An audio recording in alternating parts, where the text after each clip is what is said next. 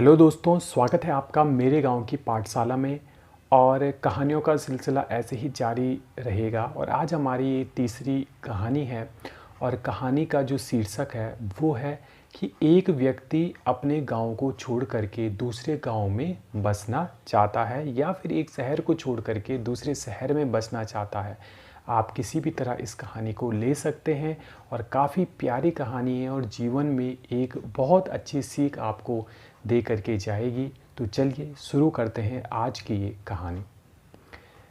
एक व्यक्ति अपने एक गांव को छोड़ करके किसी दूसरे गांव में बसने के लिए चल पड़ता है और उसे एक गांव मिल भी जाता है। लेकिन उस गांव के बाहर में एक दुकान होती है और दुकान में वो व्यक्ति पूछना पसंद करता है। तो उस दुकान में एक बूढ़ा व्यक्ति, काफ़ी बुजुर्ग व्यक्ति बैठा होता है। और निश्चित तौर पर जो गांव के बुजुर्ग होते हैं उन्हें काफ़ी ज़्यादा अनुभव होता है कि वो गांव कैसा है। और हर व्यक्ति चाहता है कि यार मुझे एक ऐसा गांव मिले, या एक ऐसा शहर मिले, या एक ऐसा मकान मिले, या एक ऐसा माहौल मिले जहां पर मैं एक अच्छी ज़िंदगी जी सकूं। तो उसी संदर्भ में वो उस बूढ़े व्यक्ति जी को पूछता है कि आप मुझे क्या बता पाएंगे कि यह गांव कैसा है। तो वो बूढ़ा व्यक्ति पूछता है कि भाई मैं अपने गांव के बारे में तुम्हें क्यों बताऊं। तो दूसरा व्यक्ति कहता है कि मुझे यहाँ रहना है। तो वो बूढ़ा व्यक्ति कहता है कि चलो उससे पहले मैं अपना आंसर दूं, पहले मुझे ये बताओ कि जिस गांव से तुम आ रहे हो पहले तो कहीं रहते होंगे, वो कैसा था।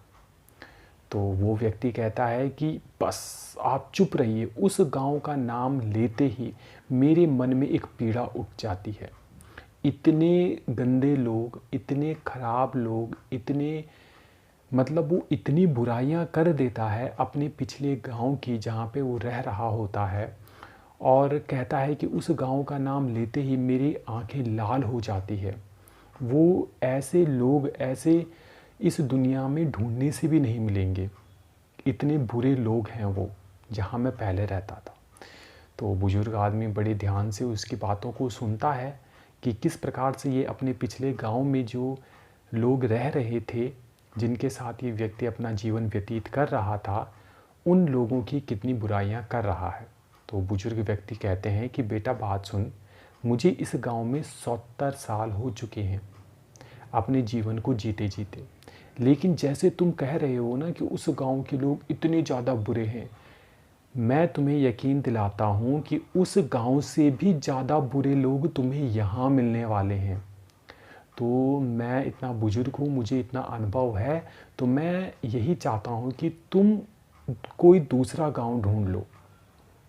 वो व्यक्ति बड़ा खुश हो जाता है कि चलो यार, कम से कम मैंने पूछ तो लिया। और इतने बुजुर्ग आदमी 70 साल के, और इतनी अच्छी इन्होंने मुझे प्रेरणा दी कि यार इस गांव के लोग उतने बुरे हैं, अगर मैं यहाँ रहता तो मैं और ज़्यादा फंस जाता।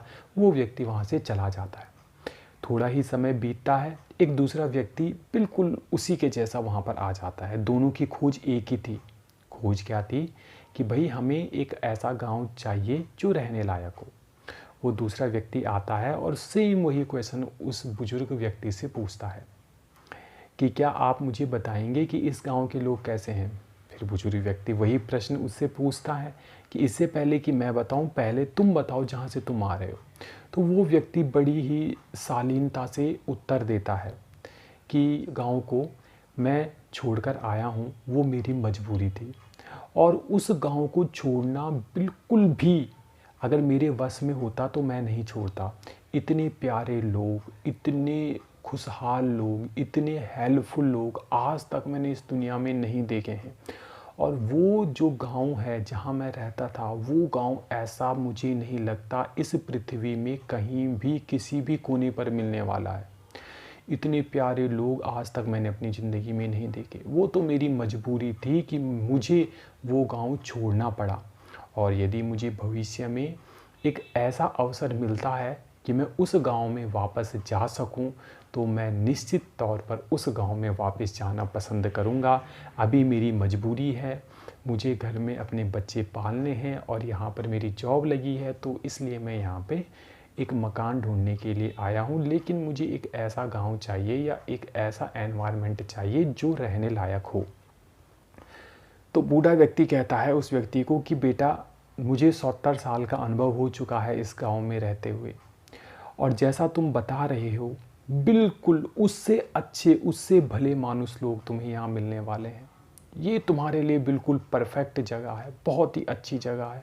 इतने प्यारे लोग तुम्हें जो पिछले गांव में मिले थे, बस वही यहाँ तुम्हें मिलने वाले हैं। तो यहाँ पे जो है ये कहानी ख़त्म होती है, और ये कहानी हमें क्या सीख देती है। तो मैं ये चाहता हूँ जो भी दर्शक लोग हमारी इस वीडियो को देख रहे हैं, ज़रा इस वीडियो को पॉज कीजिए और अपने मन में सोचिए कि वो दो व्यक्ति जो आए थे, जिनका सेम प्रश्न था, है ना, और उन्होंने वो उत्तर भी दिए जो उस बूढ़े बुजुर्ग व्यक्ति ने बोले, लेकिन उस बुजुर्ग व्यक्ति ने जो उत्तर दिए दोनों अलग अलग थे। अब ऐसा क्यों? इस कहानी से हमें क्या सीख मिलती है? तो वीडियो को पॉज कीजिए, देन मैं अपने विचार आप लोगों को बताऊंगा। तो इस कहानी से हमें ये सीख मिलती है कि यदि मैं भला हूँ तो जग भला है, और अगर मैं ही बुरा हूँ तो मेरे लिए पूरी दुनिया बुरी है ना। तो चाहे तुम्हें कितने भी अच्छे लोग कहीं मिल जाएं, लेकिन अगर तुम अंदर से बुरे हो, अंदर के विचार तुम्हारे बहुत बुरे हैं, तो वो पूरी दुनिया, वो पूरे लोग भी तुम्हें बुरे लगने लगते हैं। तो किसी भी दूसरे व्यक्ति पर कमेंट करने से पहले हमें खुद अपने आप पर झांकना चाहिए कि हम कैसे हैं। तो इस कहानी से हमें ये सीख मिलती है कि पहले हम स्वयं को देखें, स्वयं को जानें, स्वयं की खोज करें, उसके बाद ही किसी दूसरे व्यक्ति या दूसरे गांव या दूसरे कोई भी हो सकता है वो, ये तो एक कहानी थी। अब इस कहानी को आप किसी भी संदर्भ में ले सकते हैं, है ना। छोड़ो, एक एग्ज़ाम्पल मैं आप लोगों को बताता हूँ कि माना हम किसी कंपनी में जॉब कर रहे हैं या किसी भी फील्ड में जॉब कर रहे हैं। मेरा एक बॉस है, वो बॉस आता है और मुझे बहुत ज़्यादा सुना देता है ना।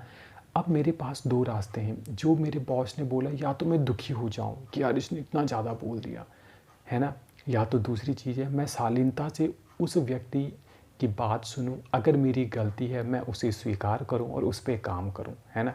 अक्सर अधिकतर लोग क्या कर लेते हैं, बहुत दुखी हो जाते हैं, बहुत मतलब मन खट्टा सा हो जाता है, 1-2 दिन तक बस बिल्कुल ज़िंदगी ऐसी लगती है यार मैं कहाँ फंस गया। लेकिन आपको ये ज़रूर देखना चाहिए कि अगर कोई भी व्यक्ति मुझे कुछ बोल रहा है तो उसका इफ़ेक्ट मुझ पर नहीं पड़ना चाहिए। ये मेरा शरीर है, ये मेरी ज़िंदगी है ना, और कोई दूसरा इस पे राज नहीं कर सकता। अगर मैं आपको गाली देता हूँ तो आप क्यों दुखी होंगे, आप क्यों जवाब दोगे? आप चुपचाप रहिए, है ना। लेकिन नहीं, अगर किसी ने किसी को बोल दिया तो वहाँ तो महाभारत खड़ी हो जाती है। तो ये कहानी हमें यही सीख देती है कि अगर आप भले हो तो आपके लिए पूरा जग भला है, और अगर आप बुरे हो ना तो पूरी दुनिया आपके लिए बुरी लगने लगती है। 4 दिन की ज़िंदगी है, मज़े से रहिए, अच्छे तरीके से अपनी ज़िंदगी बिताइए। जो चारों ओर आपके लोग हैं उनके साथ हंसिए, खेलिए और मज़े से अपनी ज़िंदगी को काटिए। मिलते हैं एक नई कहानी के साथ जो काफ़ी इंटरेस्टिंग होगी, और तब तक हमारे चैनल पर आप लोग बने रहिए। और यदि आपने अभी तक हमारे चैनल को सब्सक्राइब नहीं किया है तो प्लीज़ हमारे चैनल को लाइक, शेयर एंड सब्सक्राइब ज़रूर कीजिएगा, और बेल आइकन को दबाना मत भूलिए ताकि हमारा नोटिफिकेशन आपको मिलता रहे। तो मिलते हैं एक नेक्स्ट कहानी में नेक्स्ट डे। धन्यवाद।